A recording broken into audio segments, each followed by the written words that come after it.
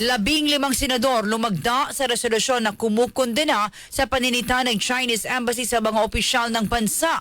Detalye ng balitang iyan mula kay Rajuman Condebatak. RMN Live Report!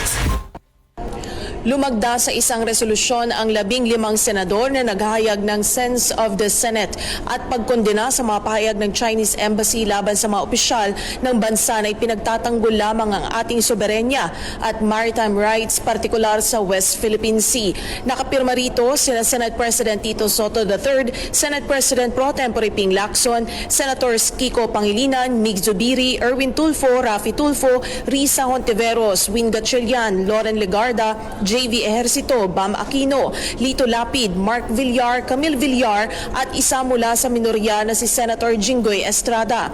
Nakasaad sa resolusyon ang mga paninita at pagtuligsa sa pahayag ng mga kasalukuyang miyembro ng Kongreso at sa mga uniform personnel ay kagagawa na opisyal mula sa Embahada ng China dito sa Pilipinas na taliwas sa inaasang diplomatikong pakikipag-ugnayan at kontra rin sa prinsipyo ng mutual respect at non-interference. Hinihimok sa resolusyon na ikondena ang mga pahayag ng Chinese Embassy at igiit ang karapatan sa soberenya ng ating posisyon at pambansang interes sa ating teritoryo. Nanawagan din ng mga senador sa Department of Foreign Affairs na gumawa ng mga hakbang o diplomatic measures para itaguyod ang dignidad ng ating bansa at tiyakin na ang relasyon sa ibang estado ay ginagawa alinsunod sa international law at sa prinsipyo ng state relations. Kaugnay dito ay pumalag si Senator Risa Hontiveros sa pagpuna sa kanya ng Chinese Embassy na political theater at hindi advocacy ang kanyang ginagawa sa tuwing binabanata nito ang China.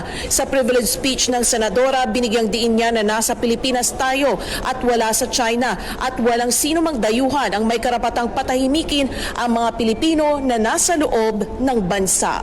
Mr. President, I rise on a point of personal and collective privilege. Dear colleagues, ang huling pagkakaalam ko po nasa Pilipinas tayo. Wala tayo sa China. This is the Philippines. And we are in a democracy. Ang freedom of speech ay hindi lisensya para sa representante ng isang dayuhang bansa na manghimasok, manakot at mambastos sa mga Pilipino dito in the name of free speech.